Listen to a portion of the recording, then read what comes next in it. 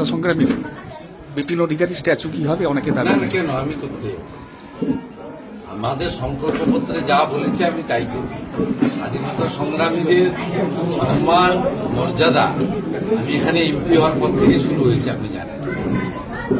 নিজের কথা বলবো কেন? যতগুলো সুশীলবাবু সতীশবাবু অজয়বাবুদের মূর্তি, মাতঙ্গিনী হাজরার মূর্তি, ক্ষুদিরাম বসুর মূর্তি, সবটা আমি করেছি বলবো না, অনেকগুলি হয়েছে।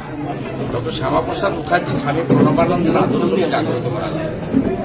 তারা বাঙালি হিন্দুদের হোমল্যান্ড দিয়ে গেছিলেন, তার জন্য হাতছাড়া হয়ে যাচ্ছে।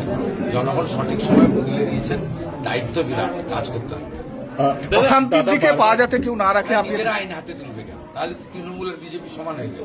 দাদা জনগণের আমাদের তো বিএনএস আছে, ভারতীয় ন্যায় সংহিতা, এবং সংকল্পপত্র ঘোষণার দিন আমাদের নেতা অমিত শাহজি বলেছেন যত অত্যাচার হয়েছে কমিশন বসবে, সব কেস রিওপেন হবে।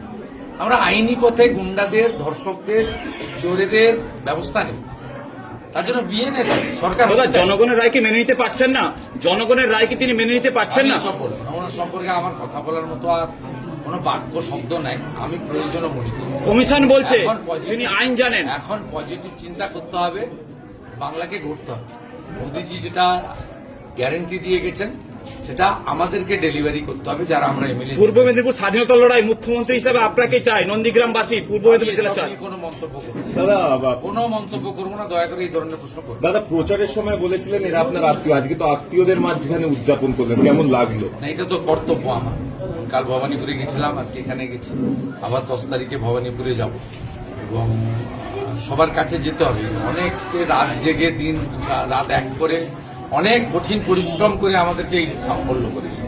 তাদের সঙ্গে গিয়ে হাত মিলিয়ে একটু নমস্কার, প্রতি নমস্কার, একটা লাড্ডু খেলাম, খাওয়ালাম, এটুকু না করলে তো মানে তৃণমূলের সঙ্গে বিজেপির কোনো তফাৎ থাকে না। আর আমি বরাবর জনগণের সঙ্গে থাকি বলে জনগণ আমাকে যে কোনো পরিস্থিতিতে তারা টিকিয়ে রেখেছে।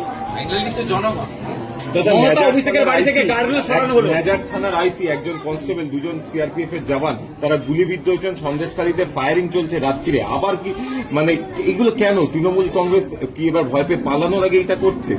না, আছে তো টুকটাক তো গুন্ডা বদমাইশ বেআইনি অস্ত্র আছে। বিজেপিকে সরকারটা করতে দেন, সময় দেবেন তো, 3-4 সপ্তাহের মধ্যে পরিষ্কার হয়ে যাবে। অভিষেকের বাড়ি থেকে গার্ডরেল সরিয়ে আলো, উচ্চতর তদন্ত পেত। আমি মন্তব্য করব না। অনেকে ক্ষমতা অপব্যবহার করতেন। মন্তব্য করবো না ওদের নিয়ে। আমার কোনো প্রয়োজন নেই মন্তব্য করার, আমার প্রয়োজন নেই। যখন প্রয়োজন ছিল করেছি, এখন কোনো প্রয়োজন নেই। অনেক ওরা প্রাসঙ্গিকই নয়, অপ্রাসঙ্গিক। তৃণমূল পার্টি অফিসে